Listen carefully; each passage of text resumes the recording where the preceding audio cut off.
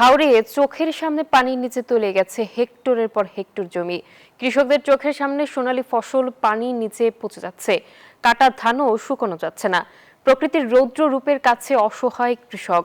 এরপরও একমাত্র বড় ফসল সোনালী ধান ঘরে তোলার আপ্রাণ চেষ্টায় কৃষক। প্রতিনিধিদের পাঠানো তথ্য ছবিতে ডেস্ক রিপোর্ট। গত দুদিনের ভারী বর্ষণ আর পাহাড়ি ঢলে এভাবেই তলিয়ে গেছে হেক্টরের পর হেক্টর জমির ফসল। ডুবে গেছে নিচু এলাকার রাস্তাঘাট, ভোগান্তিতে কৃষক।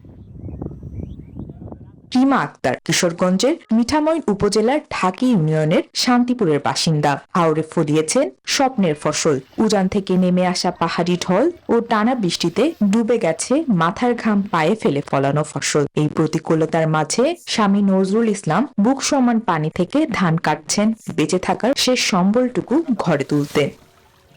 ভাই আমি সার্কেল ক্ষেত করছিলাম, আমার সব পানি গেছে গা। আমার আর অনেক কিছু করে খাইবার নাই। আমার স্বামী কামলা দিয়ে খাইতো, অনেক কামলাও আমি দিতে পারতাম না। আমার ফুলা ভান্ডারে যে কি দেখাও আমি কি করুম, ভাই আমার কোনো নাই। শুধু রিমা আক্তার নন, এমন গল্প এখন হাওরের প্রত্যেক পরিবারের।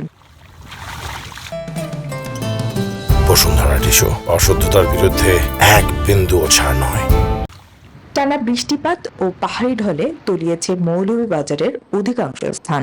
এসব অঞ্চলে অনেকে ঋণ নিয়ে ফলিয়েছেন ফসল। আধা পাকা বোরো ধান তলিয়ে যাওয়ায় সেই ঋণ কিভাবে শোধ করবে সেটাই এখন চিন্তার কারণ হয়ে দাঁড়িয়েছে কৃষকদের। অনেক ধান আমরা ডুবে গেছে।